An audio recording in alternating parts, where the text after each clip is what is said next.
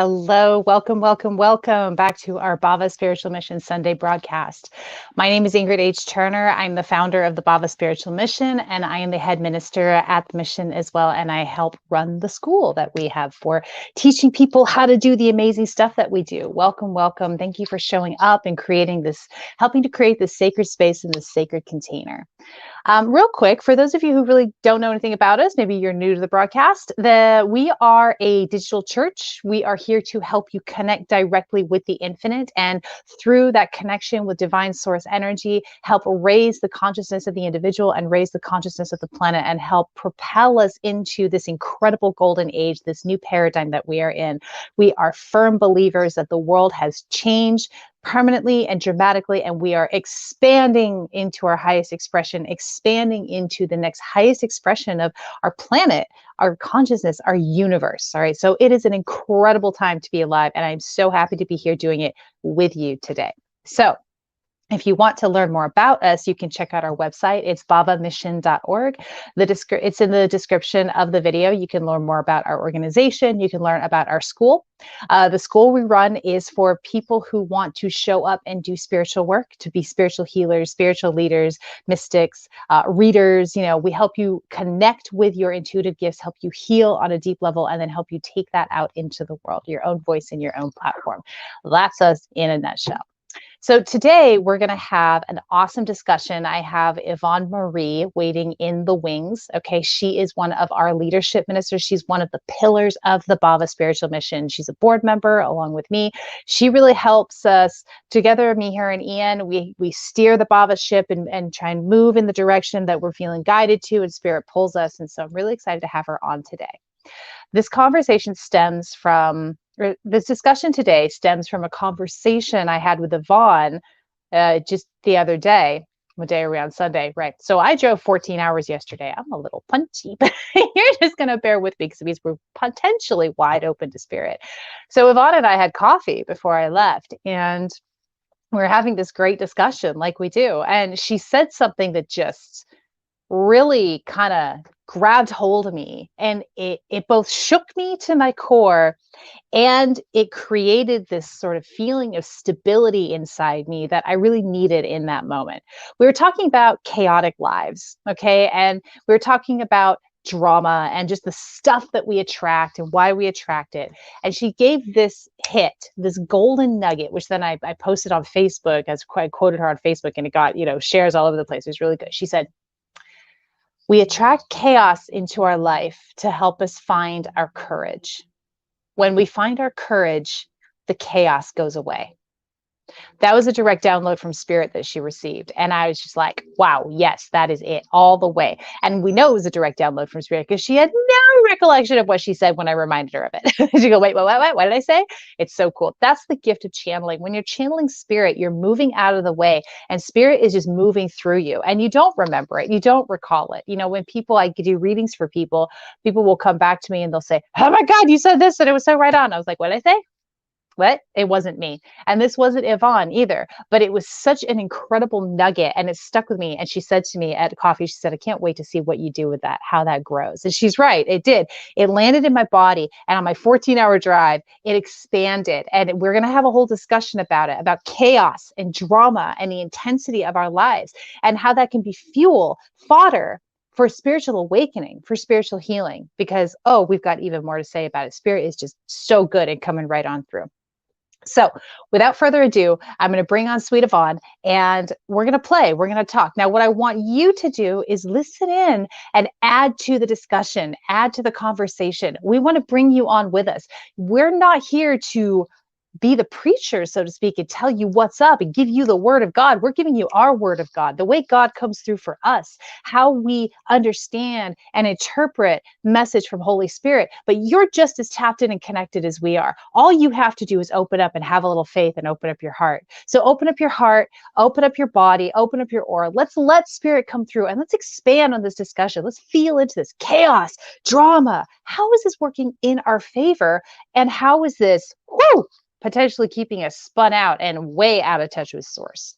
All right, let's bring her on. Sweet Yvonn, add to stream. There she is. Hello, gorgeous. Hello. Good morning. Hello. You're both looking outside. great out there. All the trees in the background. We're Yeah, both outside. it's Thank you beautiful. so much for joining me in this discussion and for being that fire, man, that spark. There's a catalyst moment there where spirit came Hmm. through you. But I can see it. It's so fun to watch this happen. I can see you sitting across from me, and it's like your face almost goes blank. Yeah. And it's like, whoom, it says, and I'm like, oh, there it is. So, that was pretty incredible. Do you want to talk a little bit about Thank you. that Thank you. experience of spirit coming through? Like, what is it like for you when spirit comes through like that? It's like an instant moment of clarity in the middle of a hurricane. Oh, You know, yes. I don't know if you've Eye ever. of the storm. I don't know if you've ever experienced that, where I've done that, where I've sat and watched a storm come for like 10, 15 miles across. I lived on a hilltop, and I watched a storm come through. And then all of a sudden, the eye of the storm hits, and you have this moment of calm and clarity. And the energy is, it feels like your hair standing on end, and then it's gone. Right. And that is channeling. That is the channeled experience. It's a storm, and then whoom, total clarity. And then, yes, it's gone. It's gone. So it's gone. Yeah. It's like, what? Huh? And that's why, I was saying earlier, one of the reasons that we were talking backstage, spiritual teachers, spiritual mystics, spiritual channels, however you want to, it doesn't really matter what freaking box you put yourself in. Like the container's a container, do whatever you want. Spirit always says to me, just make it fun. Just make it fun. But when you're a channel, when you are wired to bring through messages, in my experience, there's a compulsion to share it. Like if you don't share it, it goes away and every time there's this message coming through for others and you feel this compulsion to share it, it's for you as well. And sharing it, verbalizing it, writing it down, posting it on social media, whatever, texting it to somebody, it anchors it in the physical, which is really important for our own process. I agree, So 100%. that's what we do. Yeah. Well, that's so. Go ahead. I was just going to say I use voice recording a lot because it'll hit up on me, and I know I've got to get it down, but it's going to be lost in 2 seconds if I don't get it down. Yeah. And yeah. Yeah, I was in the car driving down here, my 14-hour day. I'm very happy to have done it, but woo, it was quite a day. I would pick up my phone, and I don't like to do voice recording because I find I never go back and listen to it. But I was doing voice to text, and even though it's like a mess, you get the essence of it. I was doing that all the way down. It's like it's so good. Right. So, for those of you out there watching, if you have these pings, these downloads, you know what it feels like. It is this, to me, it's this sort of swelling that happens, or it's the eye of the storm. It's a moment of clarity. It swells out of me and everything makes sense and everything is clear.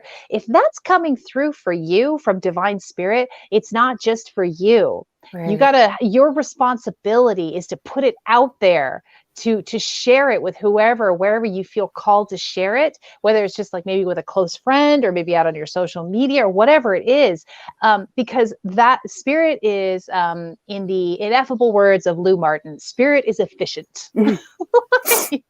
Spirit is coming through for you, but it's also coming through for other people. Maybe not for everybody, but when you put it out there, the people who you're meant to reach with that download from spirit will find it. And when you impact one person with divine spirit, with that divine love, it ripples out to thousands. Yes. This is how we're changing the world. Not changing the world, but bringing it in, cementing in the golden age in this new paradigm.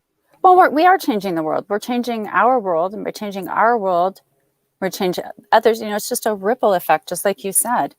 That pebble in the pond, and it keeps going and keeps going. And I think for people like you and I, we're highly intuitive, we're highly creative. But we also tend to attract chaos because they need to hear what we have to say. Talk about the chaos. Talk about attracting the chaos. Talk a little bit about your experience and what shows up for you and how it's worked for you, and just what comes to you about this. Well, I mean, I have a chaotic life. We know that. I have a bit of a complex PTSD, so I have to really deliberately slow my brain down. And that in itself can be chaotic, but I also find that understanding the order and the disorder, that clarifies and gives me a target. It gives me a way to communicate almost. So when I hear these downloads or I feel that moment of clarity, it's almost like God coming through at the grocery store or while I'm getting gas. And it reminds me, oh yes, you have a purpose. You're here for this. The chaos of someone else can come in and I can bring them pure clarity in that moment, but it may not clear mine until later. So it's or at all. Exactly. Exactly. It's almost like trying to catch a butterfly in motion, you know? Mm-hmm. It's a hard thing to do, but that chaos is, it's interesting if you can get out of your own judgment. Oh my God, I'm so whatever today. And just observe yourself, observe the reaction that you have on other people. And then you see that sometimes your chaos is just, it's a little bit of stuck energy that needs to be moved aside. And if you cannot judge yourself too harshly, you see the benefit of it and you also see the good. I mean, we wouldn't be sitting here having any sort of conversation about this if you and I hadn't come together with our big energies. I know. Yeah. Honestly, we need to just start hitting record when we sit down together, because it's these two big energies start helping each other bounce off of things and understand that sometimes you need that drama to come to clarity. Yes. Yeah, you do. Sometimes you do need that drama. And I want to add to that, as you're talking about big energies coming together and creating something. Yvonne Watcher, who's a really cool woman I follow on Facebook. She has all kinds of like nuggets of wisdom that she puts out there. It's really pretty juicy. She made a comment because I posted your quote that we attract chaos in our life to find our courage. And when we find our courage, the chaos goes away. And she commented with, well, chaos is also creation energy. And I feel like that's what you're touching on too, is chaos is like, feels really messy. It's not as messy as we think it is. It's the energy we use to create worlds, to create everything in our life. Yeah. I also think it's part of what happens to unstick our old thought process. You know, we all have this programming that we were raised with, or, you know, that we experienced in school, and it comes together in what we think is our personality, our authentic being. And really, it's just programming that we can shift. But completely. Sometimes it has to come to a head. Sometimes we have to blow up our own life. We have to literally almost drown ourselves in the chaos to realize that, oh, I can make this easier on myself. Yeah. I can make this easier. Yeah. It's like, the way I see it is like this chaos energy is like digging into the dirt all the way down to the bottom of the fresh, moist soil and churning it up, because you got all this like sort of dry, dead soil on top that's useless. You have to dig down underneath it in order to plant those seeds. And that chaotic energy can be used for that. On the other side, though, most of us, and I know that, so it's great because you and I were meeting for coffee talking about like big dramatic lives. You and I both have a tendency to really draw in a hell of a lot of drama, like so much drama. And I know for me personally, I will not infrequently sit there and kind of look at my life and be like, where did this even come from? What Jesus, you know? Right. And that's what we were talking about, because you have a lot going on. I've had a lot going on. And we're like, why are we doing this? And that's when the download came through. And so this drama, this chaotic energy can either be drama, which is when you're spinning in your story and you're going, oh my God, I'm triggered. I'm in patterns. This is really hard. I'm really in it. And you're trying to, what you were saying backstage is like power through every moment. Suddenly you don't have time for your spiritual practice. Suddenly you're like, you know, in total reactive mode all the time. And that's drama, and that's chaotic energy. And that is really hard to live in. And it's really hard to be around for most people. And it also is like sort of a vortex. It like sucks you in, you know, and it sucks other people in. And, you know, you attract other people with high drama energy. And this like is what it feels like. And that's really not super helpful. Right. Yeah. But that's the story. There's the energy, which we'll call the chaos, and the story, which is the drama. If we can pop out of the story and, like you said, start to witness it, suddenly you can start to see this chaotic energy and you can start to mold it and work with it and use it to help you, like you said, get out of those old thought patterns. And for me, my big work is soulmatic renewal work. And for anybody who's not familiar with that, soulmatic renewal is helping you clear stuck energy and emotions in your body. Because what we do throughout our lifetime is when we have an experience show up for us and we don't allow ourselves that full energetic or emotional experience, it never goes away. It gets stuck in your body, and then it dogs you in the form of triggers and patterns and stories. Hello, drama. Right. The more stuck energy you have in your body, the more high drama life you're going to have. So, the drama and chaotic energy, you could say, is a result of trauma from the past, but I don't think it's that cut and dry. I mean, I think that my feeling is that, trauma and wounding is very subjective. And, I don't love to dive into trauma because I feel like it can contribute to more of the story, which is the drama.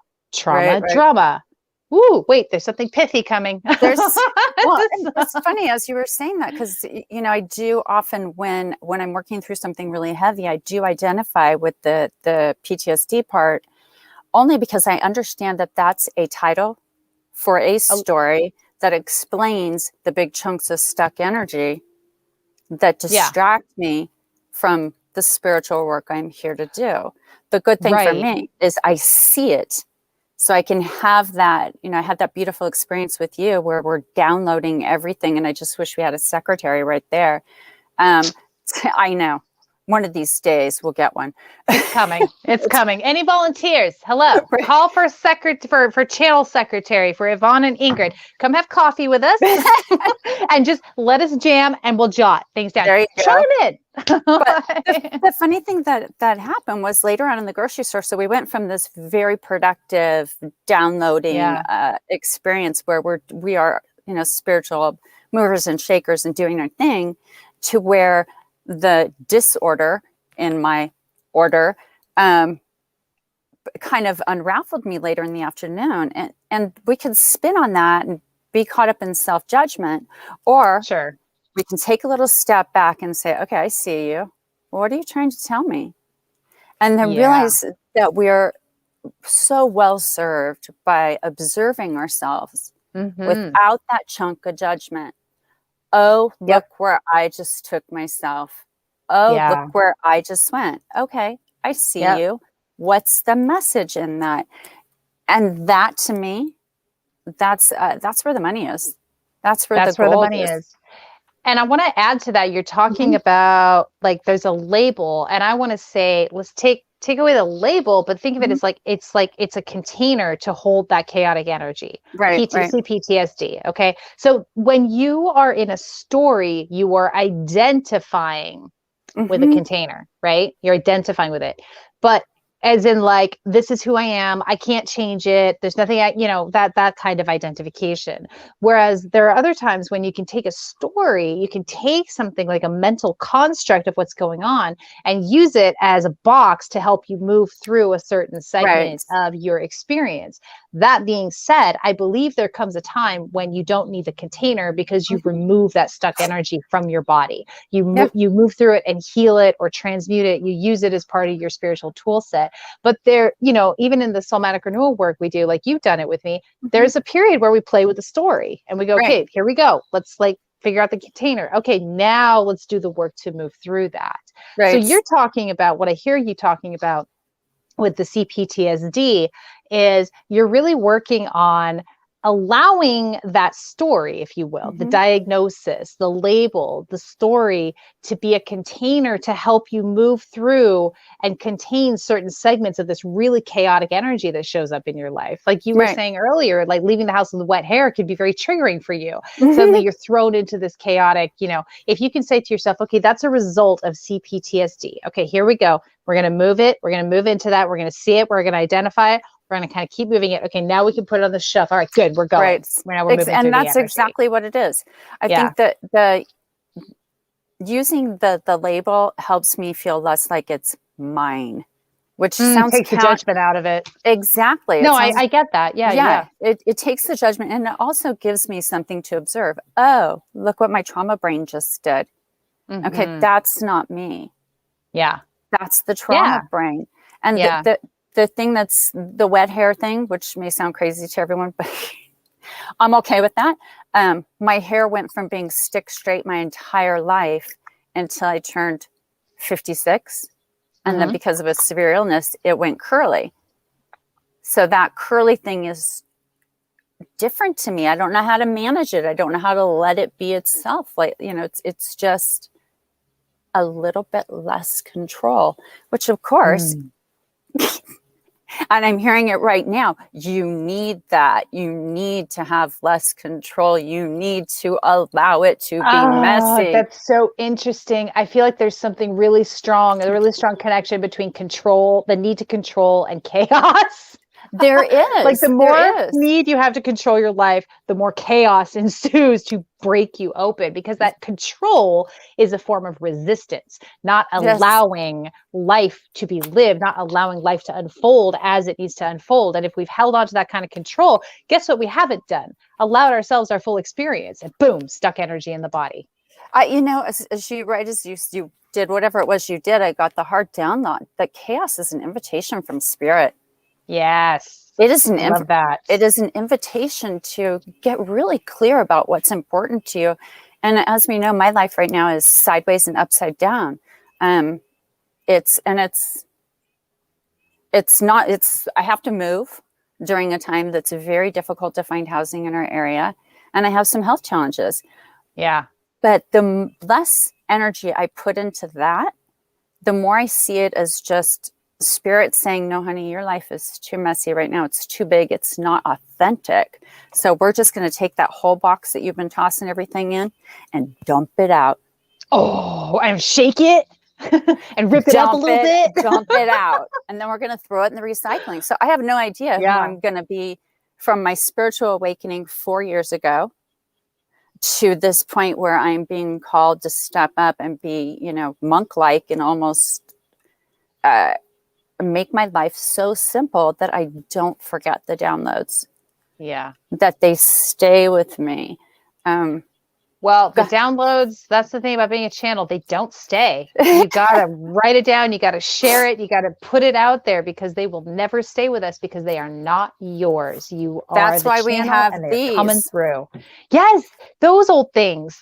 Or, you know. Exactly. That's right. Well, you know, the phone, when I see how many hours I've spent doing this, I have to stay away from that. I've been really kind of trying to stay away from my phone a little bit more too. Because it's like, it tells you how much time you spent on it, and then I'm thinking, I haven't looked at that. I can't look at that. No. No. Yeah. I don't need to know. Don't look at that. That's why I like the paper, and it also cements it in my brain a little bit better when I do it on paper. But there is something to be said for feeling into the mess of your life and knowing that that you've created that. It's not happening to you; it's happening for you. For you. It's all working in your favor. Exactly. All the chaos that you created. It's like I think you said something to this effect earlier. It's a great cleaning out is what it is. It has the potential to do that. But we have a choice, always have a choice on how we use this energy. When chaos shows up in our life, or if you live a big chaotic life, and you have for as long as you can remember, and I love that you keep saying, stay out of judgment. This is not a judgment.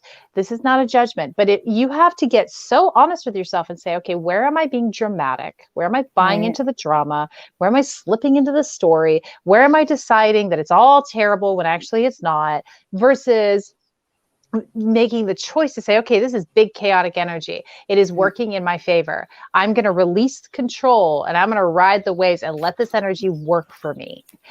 And then, something that I want to bring up too, which is kind of like the next step here, is the chaotic energy. It depends on, sort of your life path, I suppose. But I wouldn't anticipate chaos going away just because you use it to great effect. Some of us, I feel like I identify with this. And I know, Yvonne, one of the first things that I channeled for you was you need intensity. So chaos is intensity, but it doesn't have to be drama and it doesn't have to be confusing. And it doesn't have to pull you away from your center and your core.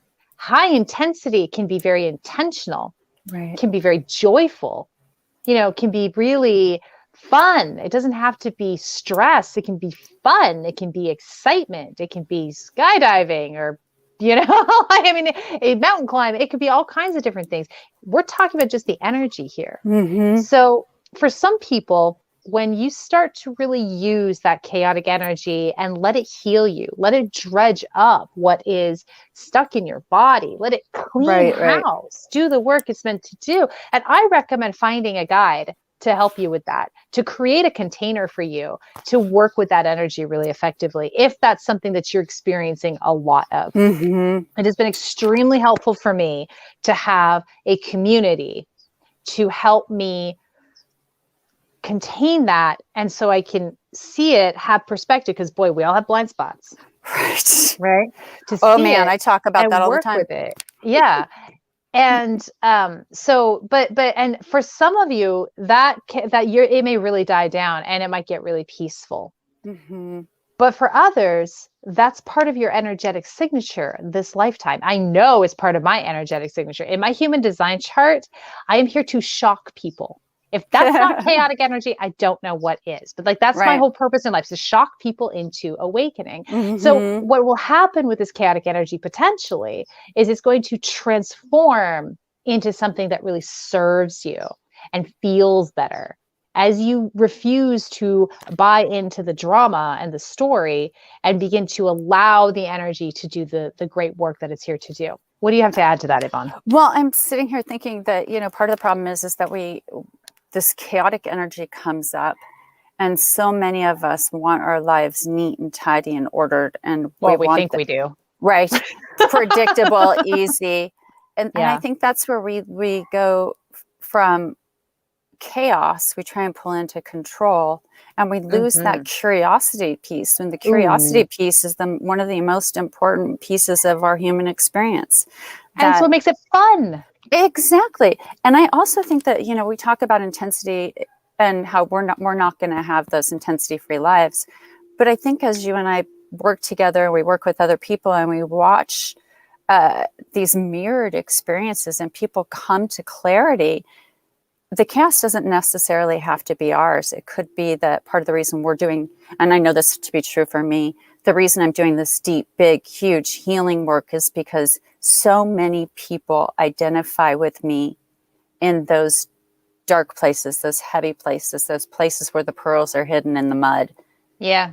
And I can dip down into those places and get real messy with them and help them cohese their experiences into something easier to carry. More compost than dirt, that nice, rich, nutrient laden.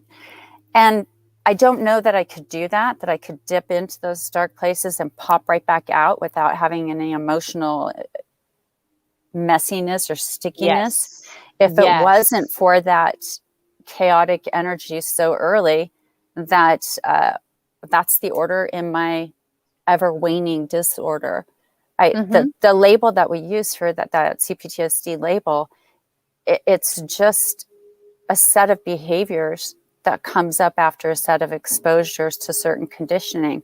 It doesn't mean that you can't take that apart and untangle those knots and rewire those neural networks. Totally. Every time you make a different choice, or you're aware that your choice is made from a place of not yours, not mine, you have an opportunity when you see that whatever come up, that behavior that doesn't feel comfortable or isn't authentic, you have the chance to untangle that and 100% rewire it. Yes.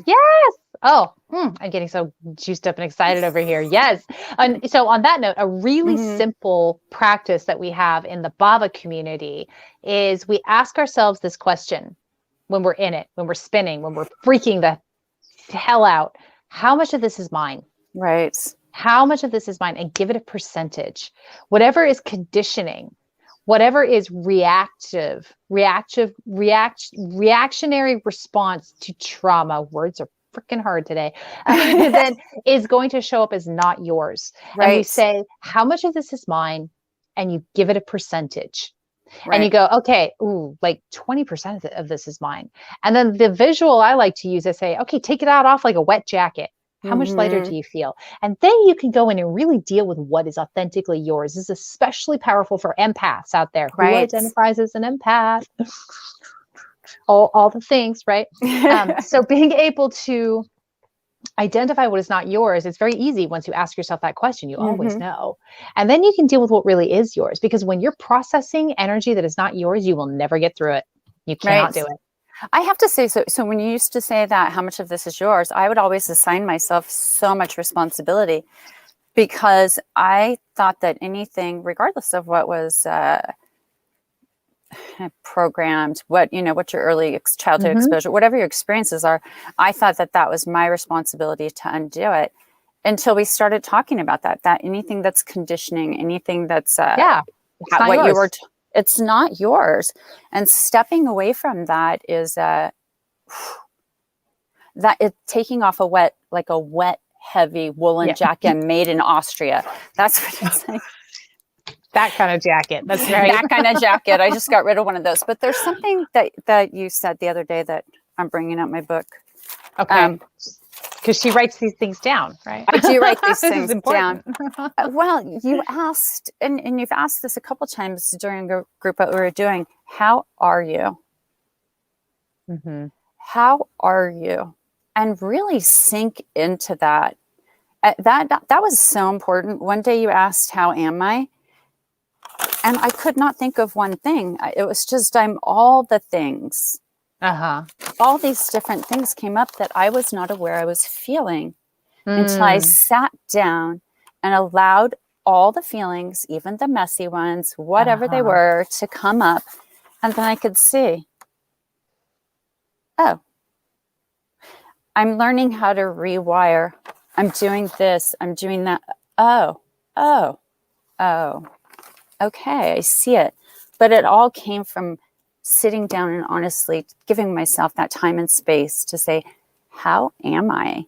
Right. And then the messy part of the uncomfortable part. Well, what part of that is mine? What part of that is societal judgment? What part of that is that someone said something to me? What goes to what? Yeah. I think that really quickly helps people understand how often they do live in self-judgment, how often they are running the program that they watched last night on TV. Yeah. Oh, yeah. So good. And, here's something that Spirit gives me that is really important. And that exercise is coming into your heart and settling deeply in your heart, because that's where God is hanging out. That is where your God self is physically hanging out in your body. And when you ask yourself, how am I? And you let this chaos sometimes just roll over you in waves, and you just let yourself freaking feel it. Sitting and letting yourself feel is powerful medicine, powerful work. And then pretty soon, when you get down to the core, your God heart, my experience has always been, oh, I'm good. No matter what's going on, I'm good. Because when you are in the experience, you got no problems. Even if the experience is really hard, even if it's sadness, even if it's grief, even if it's anger, when you're just present with that experience and you don't have a story running about it, you're good. You're just having the experience, and you're not making it mean anything, like judgment about yourself or blaming other people or trying to run away from it or resisting it, not having it. When you're just letting yourself have it, you are in ecstasy. Nirvana is found at the bottom of every single experience. That's what we're here for, is this incredible sensual life, this presence in the body. Get present in your body, and that's where you find God. Get present in your body, and that is awakening. That is enlightenment. Absolutely. The mind, the stories, always trying to pull us out of the present. It's always pulling us into the future or pulling us into the past or throwing our experience out of somebody else because we're fucking afraid of it, because we're afraid of our God power. Yeah, absolutely. I think so many of us are repeating what we saw before, what we saw in our childhood, or even in high school, the person who, whatever it is that got just hooked in our brain. Experience. Exactly. And so many of us are living out here in this whatever world, you know how I always like to pick on the Kardashians. I'm sorry, Kardashians. Everybody picks on the Kardashians. I've never watched a Kardashian episode. Well, I have no idea, but I'll go. I used to pick on them, the Kardashian world, where we're so focused on the outside, the makeup, the what's going on. Yeah. And then, of course, I saw Kim is working with the Clemency Project, and you know the Kardashian thing had to go. But it's a good example of how we're, you know, some of us are so focused on the external that we don't even feel our darn feelings. Exactly. That's how we're conditioned to be. Exactly. What's going on out here? Am I matching up to what I'm supposed to? Am I behaving the way I'm supposed to behave? Am I feeling what I'm supposed to be feeling? Am I looking the way I'm supposed to look? It's all external. Oh, none of us, well, very, very few of us are taught to just honor our inner experience and be fully ourselves and have that fostered. And that is not anybody's fault. No. That is generations of this stuff just coming down the line. I know that, you know, I had my son when I was 21. And do you think I raised him in a conscious way? Hell no. That poor kid. he's got, you know, all that stuff going on. I tried to do better. My parents tried to do better. Their parents tried to do better. We're always improving down the lineage. But the best thing you can do for your family, your ancestral lineage, and going forward for your children, your children's children, is to heal your damn self. Because when we heal ourselves, when we let ourselves come fully and embody that God core as often as possible, it changes our DNA, it changes the structure, and that goes boom, boom. All right. So if you're, you know, that's the sort of the conclusion I had to come to as a parent. I mean, I definitely had my moments after I kind of woke the hell up and I was like, oh, shoot. Oh no, I was doing that wrong. Coming back to self-judgment. Let's not do that to ourselves.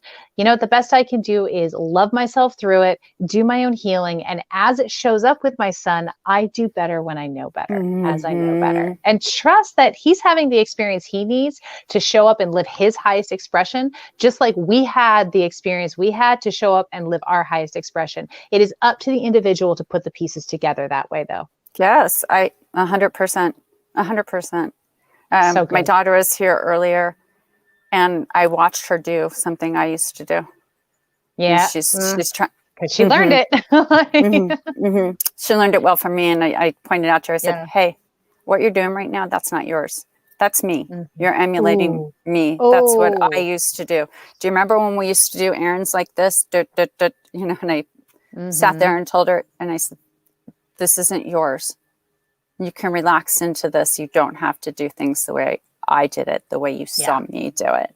Yes.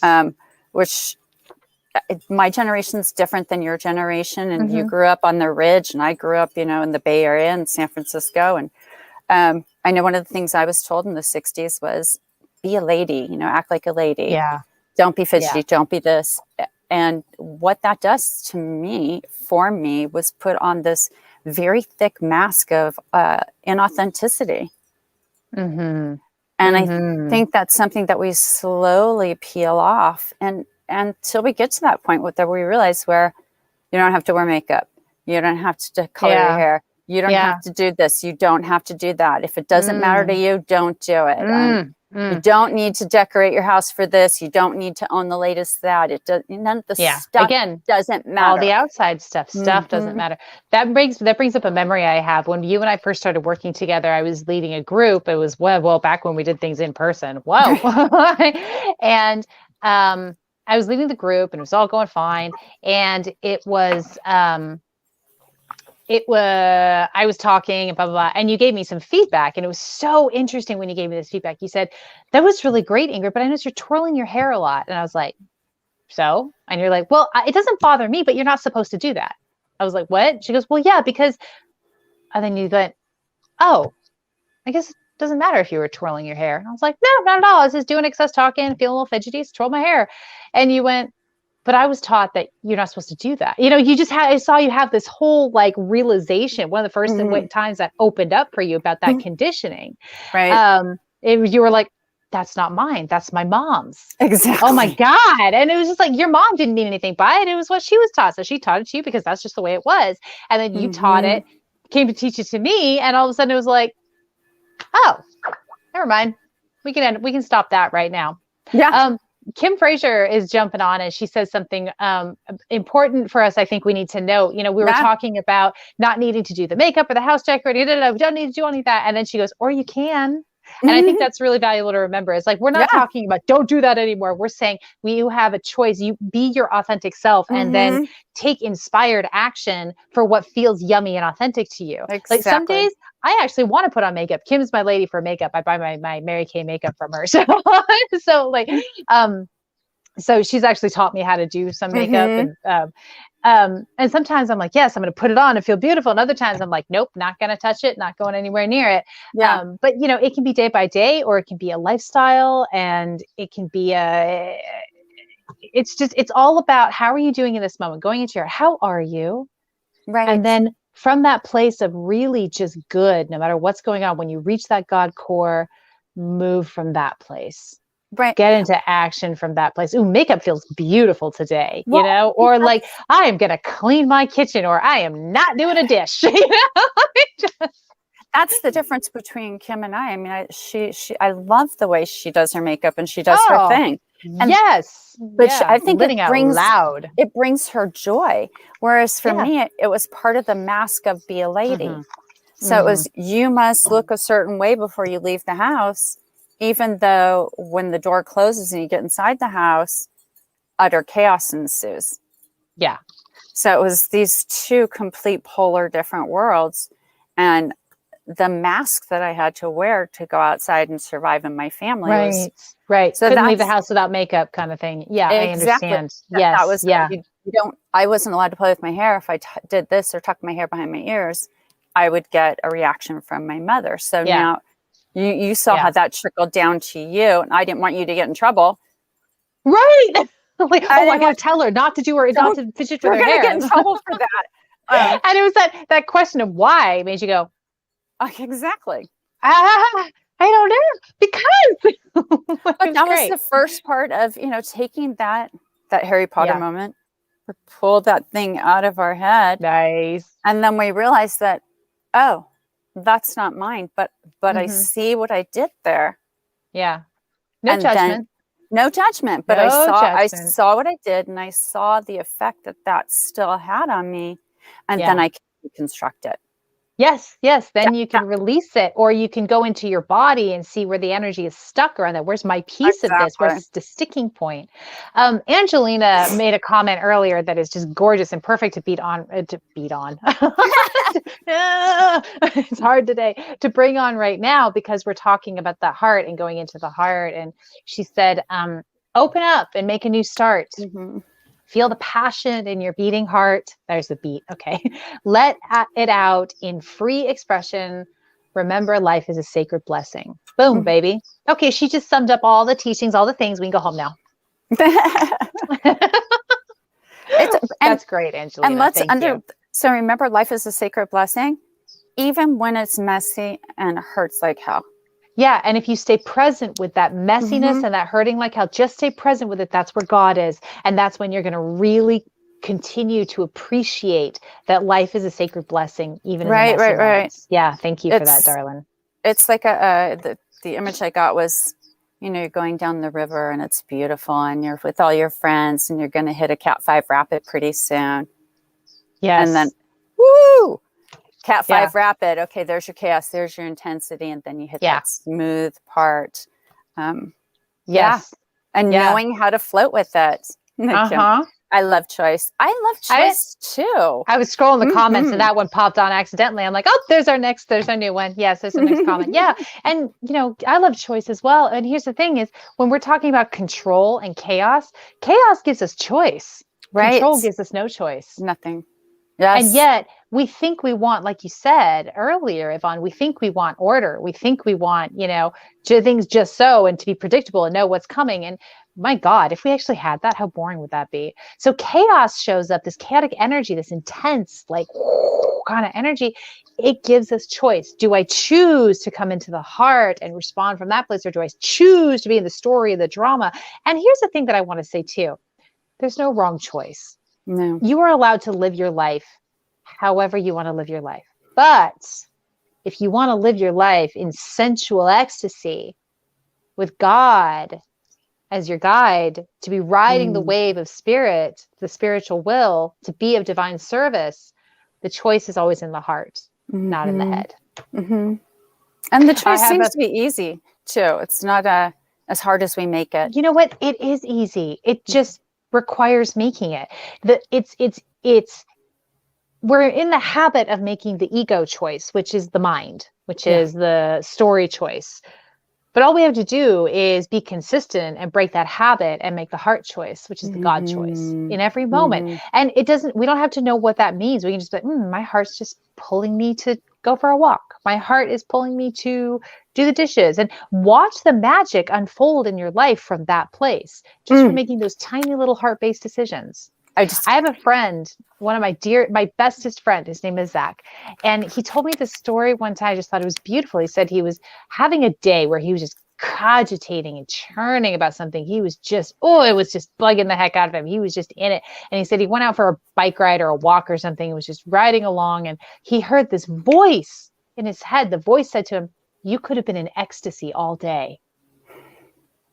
That was God coming through and saying, you had a choice, and there's nothing wrong with the choice you made, but you could have been in ecstasy all day. And now he says that all the time. And every time he says it and references back to it, I just go, that's right. You could have been in ecstasy all day. All you have to do is let go of the freaking story. Yeah. That's I feel that so much.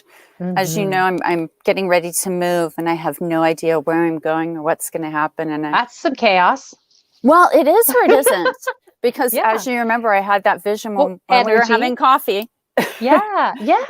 I had that vision of, once I leave this house, everything's going to be in the rearview mirror, and it's just free from there. It's open highway.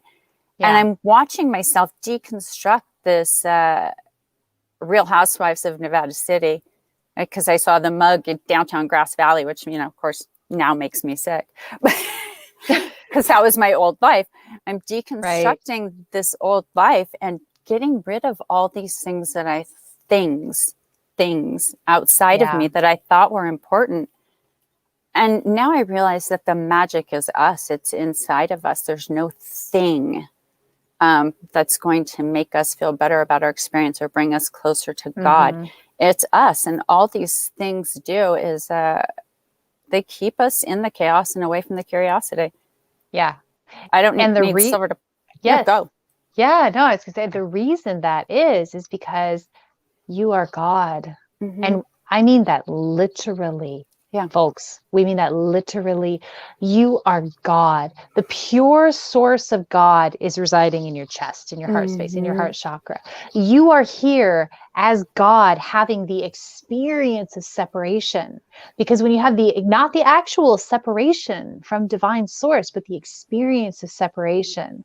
Because when you have the experience of separation, you are able to pick apart and experience the billions of hues of love that exist in creation.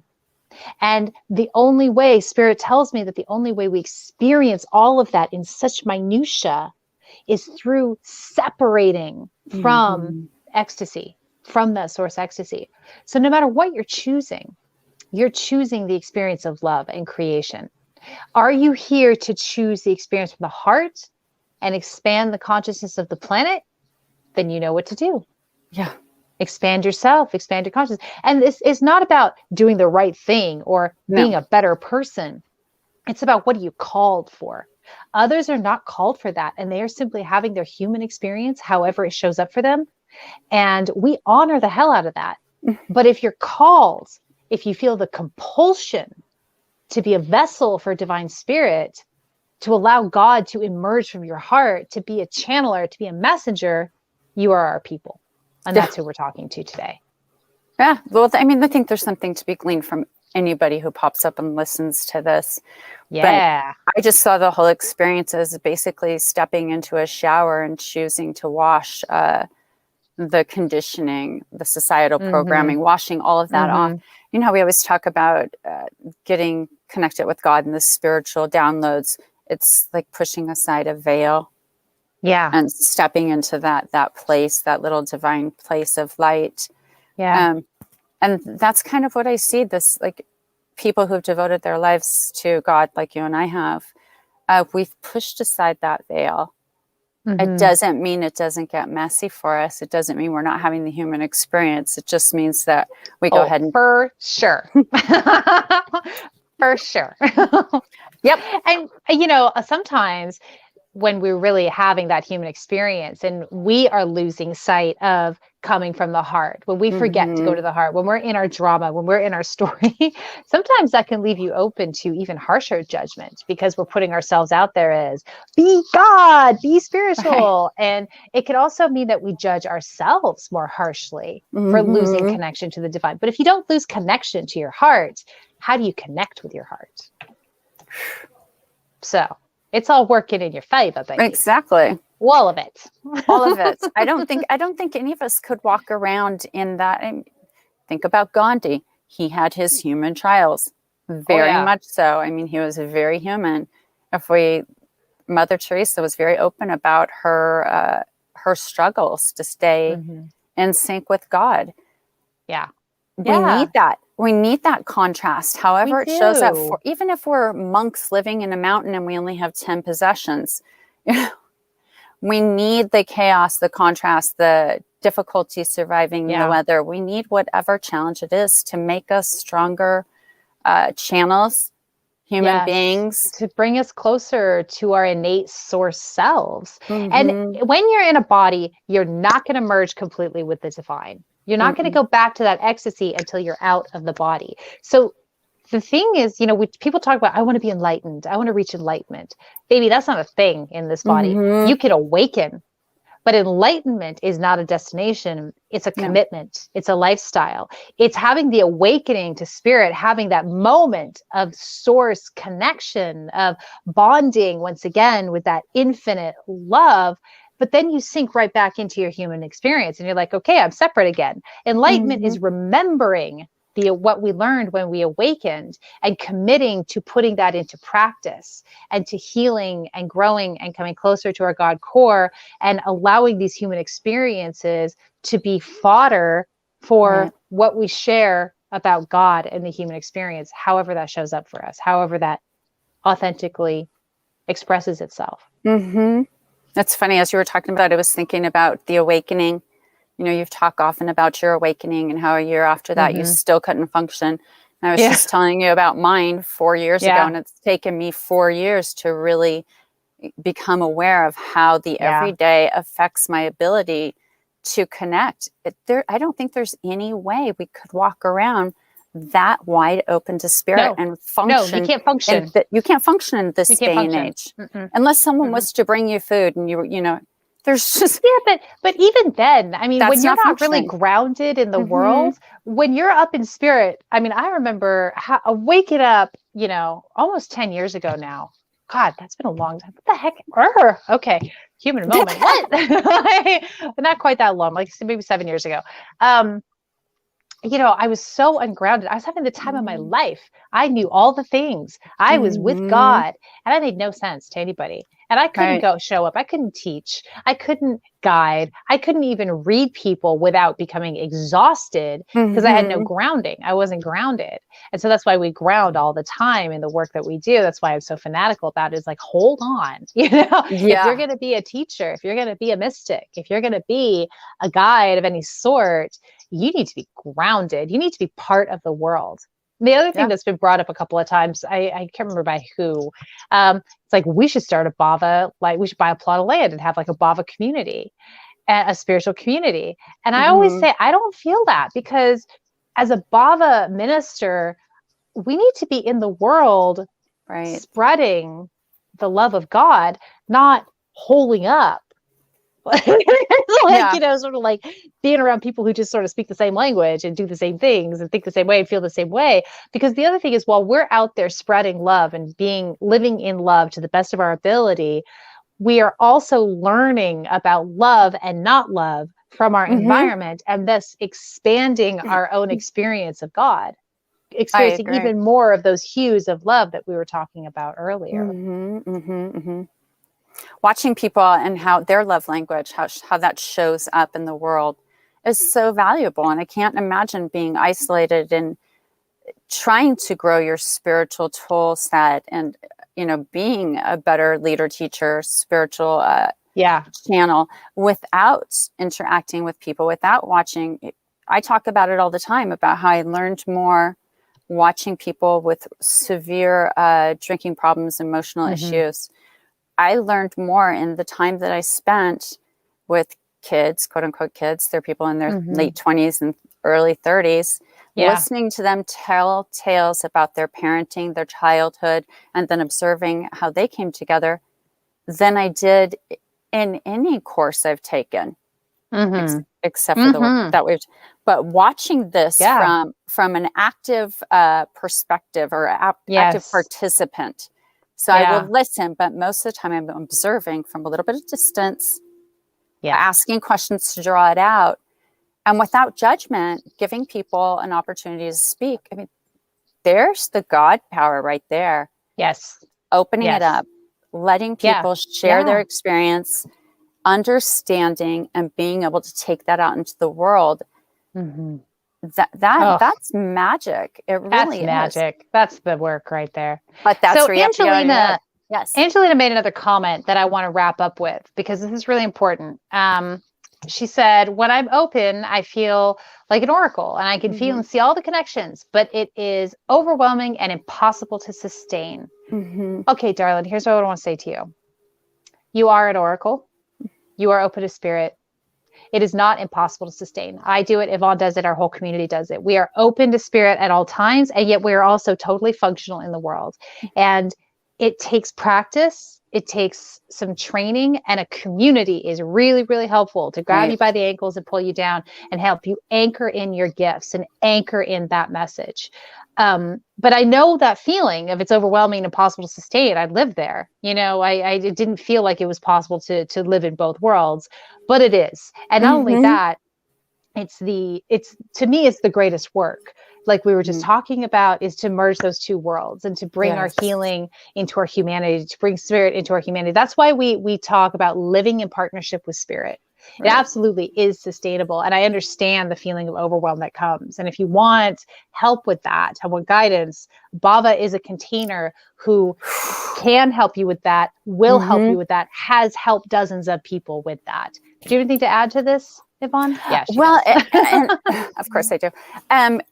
And I understand exactly what Angelina is saying. And that's one of coming to Bhava and working with not necessarily like-minded people, but people who have a very similar mission. They want to understand that God self and utilize that to their, not necessarily their best advantage, to create a whole human being that has enough to give as well. And I think we do our healing in Bhava by bouncing off each other in a very safe environment. And we have that. It's different than what someone would do in quote unquote therapy, where someone listens to you and moderates. It's not, I have not found a therapist yet that can really understand or relate to that experience that we have when we work together as a group, all blasted open to spirit. It's an incredible experience. It's an incredible, and it's extremely healing. It's like it's crazy healing. Like, how does that even happen? No, it's great. It's amazing. But anyway, but we do understand that overwhelm and not wanting to get too close to it because some of you are so open and you feel like you have to keep a lid on it in order to function. There is a way to function and not have to keep a lid on it. What I do is I open and I close. I open and I close. That's how I live. If I stay open, I too could get overwhelmed. But when you sort of start to manage it, so you're not ever totally closed down. You always have that drizzle running. It's like the hose with a little bit of water running. It's always running a little bit. So you're very open. You can hear spirit when it needs to come through. And other times when it's appropriate, you really open up, and that's a lot of fun. But then you're able to close down and you're able to ground yourself in. There's a balance to be struck, and it takes some time, but it is 100% doable. So on that note, go ahead, sweetie. I was just going to say time, self-observation without judgment. Yeah, love yourself through it. Oh, and let us love you through it too. We like that. We have I don't know how we did it, all being human, but we have a container of unconditional fucking love in the Bhava community. I don't know how it happened, but it's incredible. There is no, I have yet to see any like severe judgment or blaming or projection. Like it happens, but when it does, we are all so committed to our own work and we are all so committed to each other that we are able to move through that very human story mode and move into a place of loving acceptance. And we have a rule in Bhava, if you will. There are very few rules. So one of the rules is like, if you have a problem, you get a mediator. You don't sit and spin in the story. And we've done it. We've gotten together and we've had a mediator and we've like come together and we've moved through the story. We've come back into love with each other when there's been a hiccup or an issue. It's a powerful community. And I want to say, if you're listening out there and you're feeling the feels as we're talking about it and you're going, oh my God, my heart, if you're feeling it in your heart, you're feeling the body go, oh, that feels right. I would love for you to reach out to us so that we could chat and we can see if it's a good fit, because we are open to new members. We're open to, new energy and like, the incredible catalyst that comes with amazing humans joining our ministry. We're here for the big work for ourselves and the big work out in the world. And we help you find your gifts and we help you heal your shit. I honestly think that anybody who's thinking that, ooh, this sounds interesting, would be pleasantly surprised to see the different people who show up in the Bhava ministry. We're such we're really diverse. Exactly. And we are just a beautiful collage, all these different pieces. You always talk about the patchwork quilt. Yeah. And I used to be a big collager and it didn't make sense. Everything was little pieces of paper that all blended seamlessly together to make this one picture. Yeah. And that's what we do. And we have people in all different professional walks of life, people from all over different countries. And somehow we all come together and elevate each other for the highest good. And as you said, when there's any hiccup, when there's any ego or there's any stickiness, we bring someone else and say, how do we love each other stronger, better? Oh, how do we love each other stronger, better? Let's say that again. Just breathe into that for a minute. Let's take that out into our life. We take nothing else out of this broadcast. How do we love each other stronger and better? How do we love ourselves stronger and better? Just love. Just love yourself through it. Yeah. Well, that feels pretty complete to me. We have rocked it for over an hour. I know. Good discussion, babe. I'm so glad that we got together and had this fodder to work with. And we went all kinds of fun different directions. And I want to thank everybody for jumping on and contributing to the conversation and sharing your pearls of wisdom. This is what we're about. We're about really building community and connecting with spirit in a more powerful way. And stitching together that patchwork quilt, putting the pieces together to lay out that collage and create a picture, a magical, amazing, how the heck did that happen, wizardry picture from collage. Right. Yeah. Right. Well, it's funny when you said, oh, I want to expand on what you said Friday. And oh gosh, what did I say? I can't remember what I said. She better tell me what I said. But wait, what? that's another part of the beauty of Bhava. We can say something that we have no idea where that will land for somebody else and how powerfully that will move in their life. Yeah. So never underestimate yourself. Never underestimate that heart of love and God inside you. And when you speak from that place of beauty and love. And remember, folks, it never comes from the head. If you're telling somebody what you think they should do because it's your opinion or you have a judgment about what's going on, that is not what we're talking about. Right. We're talking about what comes through instantaneously from the heart and comes from a place of love. That's the life-changing stuff. The opinion, the judgment, when it comes from a mental place based on my experience or what I think should go on or how I think you should live your life, that's not what we're talking about. Not at all. Sorry, just had to say it because that's easy to confuse the head and the heart.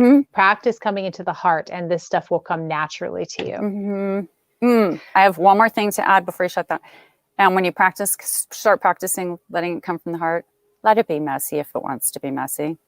Let the chaos do its work. Yeah, bring a box of tissue next to the mat if you need to get on the mat and work through your emotions. It's okay to cry and be messy. Okay. Just do your best to stay out of the story. It doesn't have to mean anything. It's just an experience. And every experience you let yourself have is a divine experience. It is an experience of love. And you will find God in the core, in the center, in the eye of that storm. Boom, bitches. Okay, we're good.